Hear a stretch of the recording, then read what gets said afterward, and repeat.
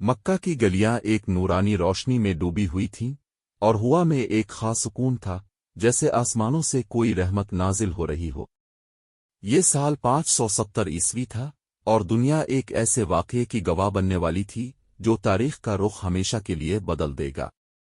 یہ ربیع الاول کی 12 تاریخ تھی، ایک دن جو اسلامی تاریخ میں سب سے زیادہ محبوب بن جائے گا۔ حضرت آمنہ کے گھر میں ایک چمکتا ہوا بچہ پیدا ہوا۔ یہ کوئی عام بچہ نہیں تھا، یہ حضرت محمد صلی اللہ علیہ وسلم تھے، اللہ کے آخری نبی۔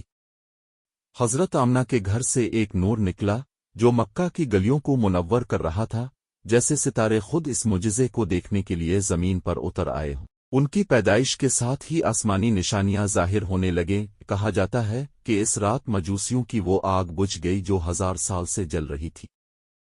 فارس کے محل لرز گئے، اور انسانیت کی تاریخ کا ایک نیا باب شروع ہوا۔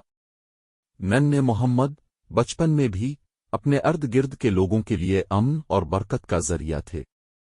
لوگ ان کی نرم مزاجی، ایمانداری اور یہ محسوس کرتے تھے کہ جانور اور ماحول ان کے ساتھ ہم آہنگ ہو جاتے ہیں۔ جیسے جیسے وہ بڑے ہوتے گئے، لوگ انہیں الامین یعنی امانت دار کے نام سے پکارنے لگے، اور ہر کوئی ان سے محبت کرنے لگا۔ کئی سال بعد جب آپ کو غار حرا میں پہلی وحی ملی، تو آپ کے مشن کی اہمیت واضح ہو گئی۔ آپ اللہ کے رسول بن کر آئے تھے، وہ رسول جو جہالت کے اندھیروں میں ڈوبی دنیا میں روشنی لانے والے تھے۔ آپ کا پیغام سادہ مگر گہرا تھا، ایک اللہ کی عبادت کرو اور رحم، انصاف اور احسان کے ساتھ زندگی گزارو۔ دنیا بھر کے مسلمانوں کے لیے 12 ربیع الاول صرف نبی اکرم کی ولادت کا دن نہیں ہے، بلکہ ان کی زندگی اور تعلیمات کو یاد کرنے کا دن ہے۔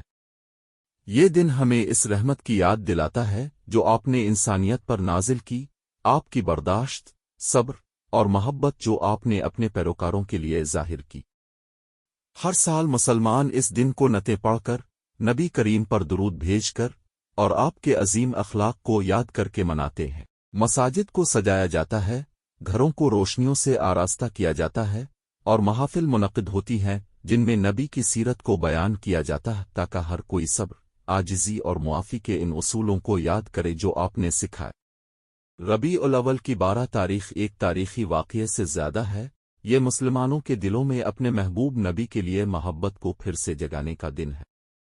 آپ کا پیغام امن، اتحاد اور اللہ کی مکمل بندگی کا پیغام تھا جو ہمیشہ کے لیے قائم رہنے والا ہے۔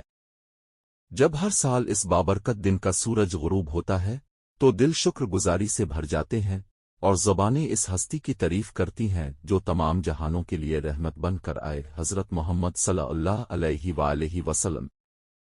یہ کہانی 12 ربیع الاول کی اہمیت کو اجاگر کرتی ہے اور نبی اکرم صلی اللہ علیہ وآلہ وسلم کی زندگی اور وراثت کی یاد دہانی کراتی ہے۔ 12